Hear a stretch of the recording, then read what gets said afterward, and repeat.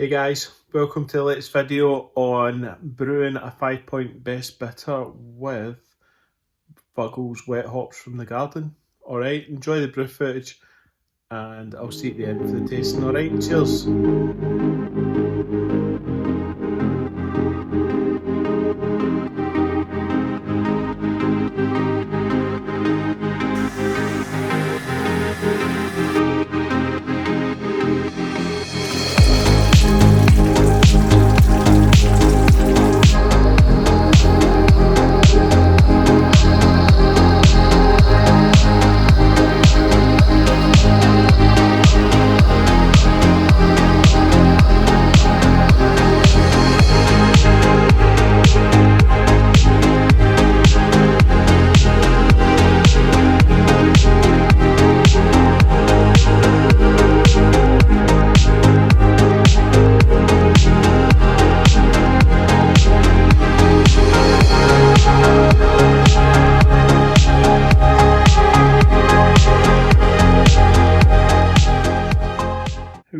How we doing guys? Right, so I thought I'd try and get some videos up because these ones have been sitting about for a wee while.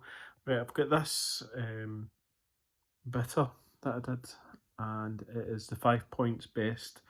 Did a rebrew and I brewed it with all the Fuggles hops that I harvested from my own garden.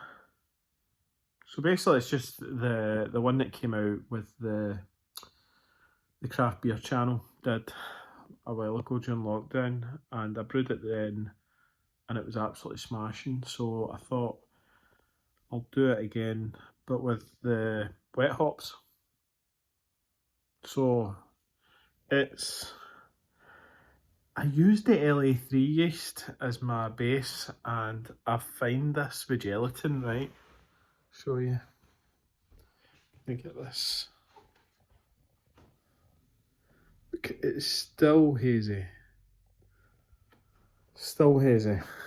The only difference is that this has got the float. It's not got a floating dip.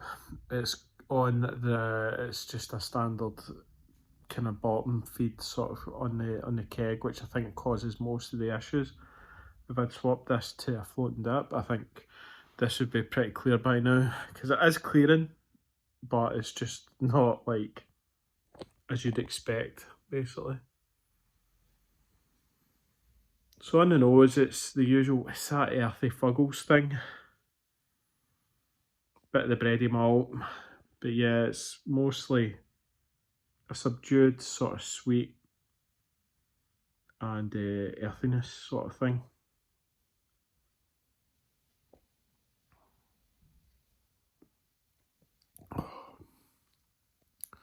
Flavour wise, getting that sort of crystal malt sort of taste. Again, the earthiness, sweetness sort of thing. But yeah, it's pretty easy drinking.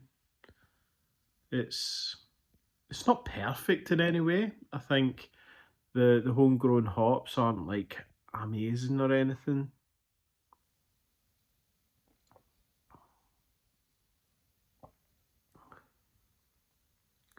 There was a bit of phenolic character, which I thought was strange at the start.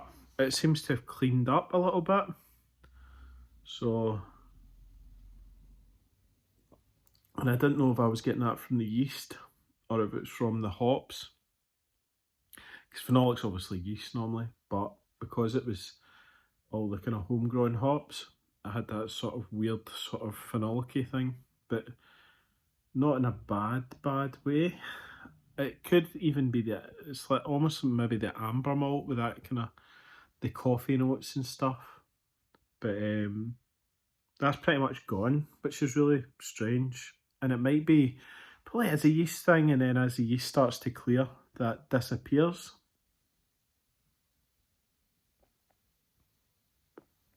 If that makes sense. But yeah, again, another kind of easy drinking bitter on the hand pull. I did change from my last video. I did the hand pull. I did a kind of right clean out of it, and